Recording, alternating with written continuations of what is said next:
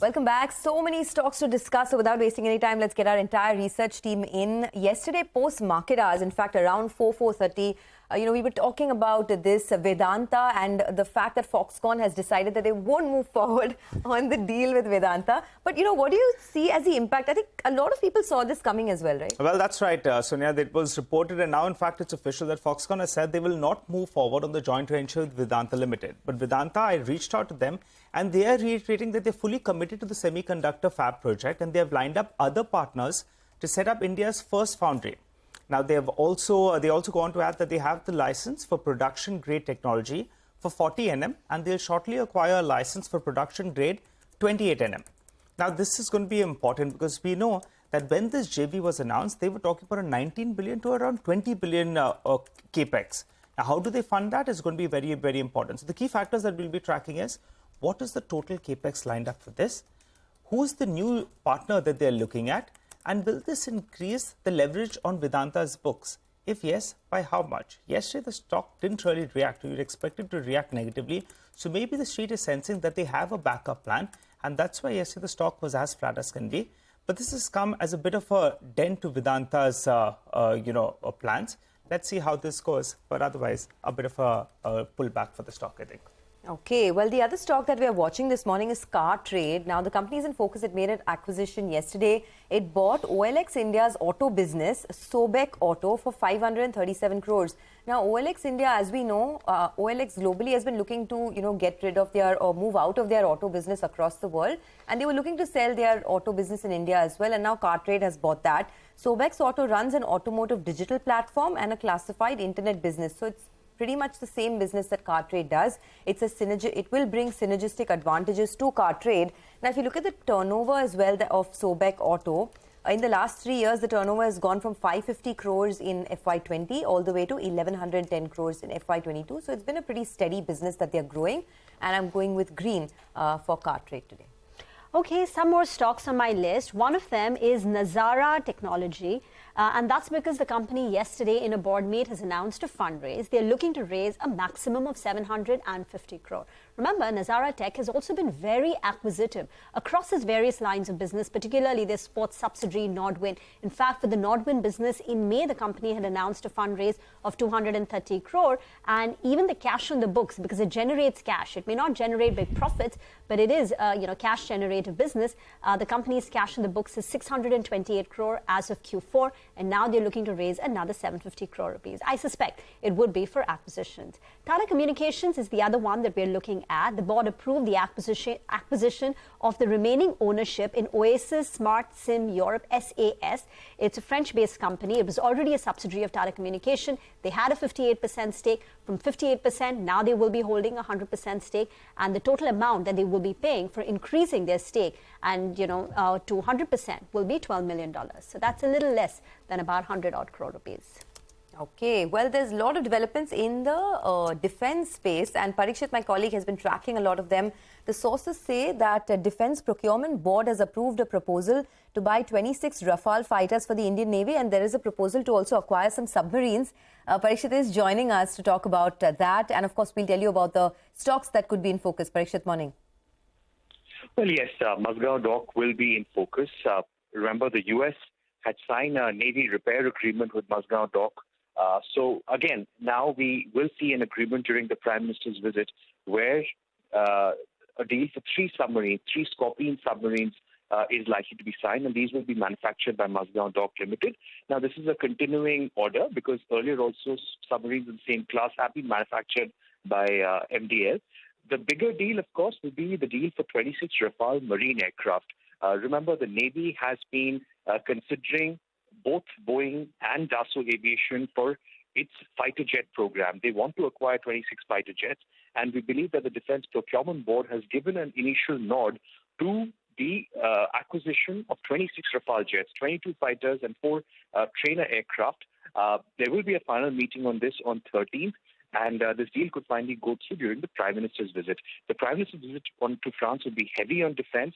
We also believe that there is a deal for co-development of jet engines between the French company Safran and DRDO as well. Okay, all right. Thanks a lot for that. Parikshit explains why yesterday Mazagon dock as well was flying away. It seems the street had sensed that.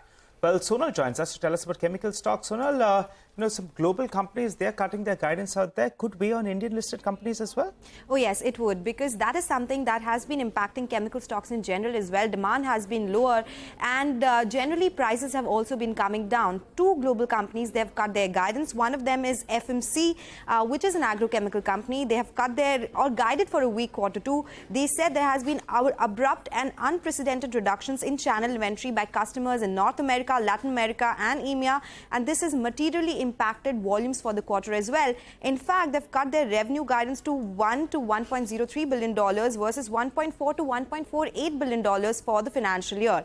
Similarly, Evonik, which is a specialty chemicals manufacturer, they said that recovery is slower than expected on persistently weak demand globally. Recovery turned out to be much weaker in May and June than what they had expected earlier.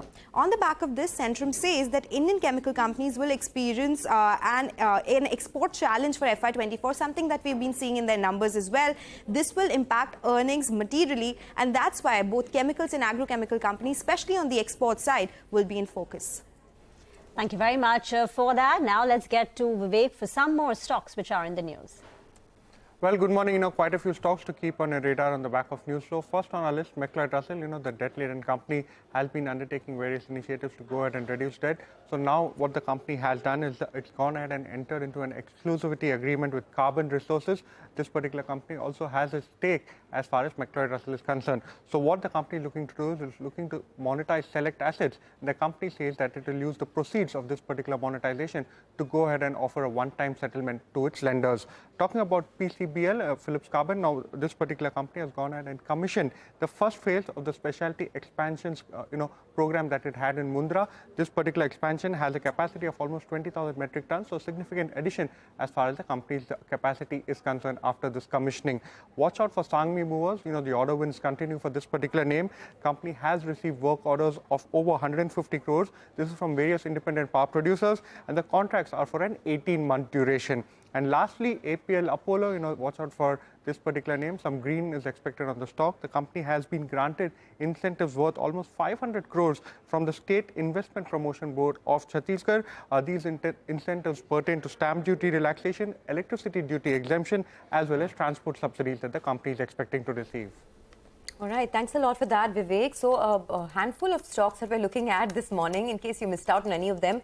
Stocks with positive news flow, there's CarTrade Tech, Nazara Tech, Tata Communications, Mazagon Dock Shipbuilders, McLeod Russell, PCBL, Sangvi Movers and APL Apollo Tubes. While stocks with negative news flow are the entire chemical sector, as well as Vedanta, of course. That's going to be the big headline. But we're also going to talk about a lot of the brokerages that are in focus for the day. Rima, what are you looking at?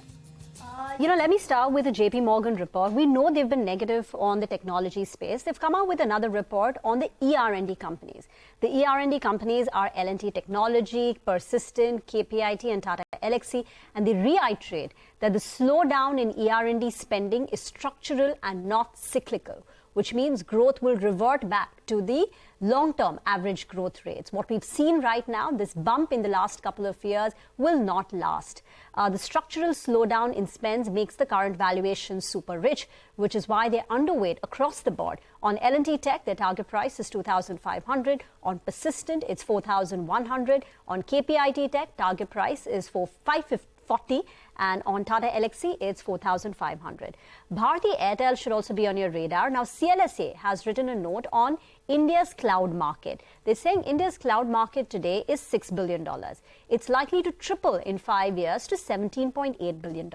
Now, Bharti Airtel is also a play on India's growing cloud market because Bharti Airtel is increasing its presence in the data center market. And Bharti Airtel is looking to triple its data center business. So this will drive upside in Bharti Airtel, which is why they have a buy rating. And finally, Macquarie on Concord Remember, the Q1 volume data is out.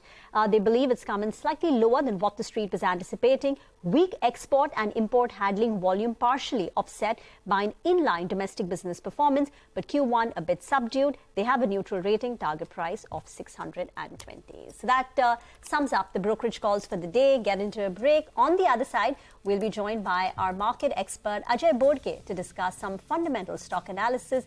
Later on, we'll be joined by Ramni Datti, CFO at Team Lee Services.